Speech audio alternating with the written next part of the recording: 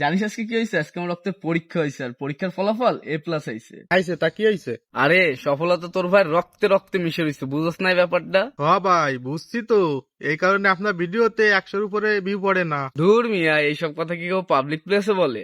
তোর জ্বালা তো দেখতেছি এই ভিডিওতে 50টাও ভিউ পড়বে না নে, যাও একটু 100টা ভিউ পড়তো, তাও দেখতেছি পড়বে না নে। ভাই আমার না সেই হাসি পেয়ে গেছে ভাই তোমার কথা শুনে। তোমার যে পরিমাণ ভিউ ভাই, তাতে তো মুগ্ধ আমি। আর তোমার ফলোয়ার, ও আর তো ভাষায় প্রকাশ করার মতো না, মাত্র 3টা। ভাই তুমি কি আমাকে কিঞ্চিত পরিমাণ অপমান করলে?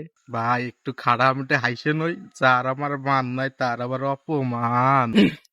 আজকে আমি ছোট ইউজার বলে তুই আমার অপমান করলি? না ভাই অপমান নাই, সত্য কথাটা বললাম, মিথ্যা আবার বলতে পারি না ভাই। তুই আবার আমাকে খেয়ে দিলি? হামিদ ভাই না? বিগ ফ্যান ভাই, অনেকদিন ধরে আপনাকে কে ভাই, খুঁজতেছি আপনি ভাই। কে ভাই? বিগ ফ্যান ভাই, একটা সেলফি নেওয়ার জন্য ভাই অনেকদিন ধরে আপনাকে খুঁজতেছি ভাই।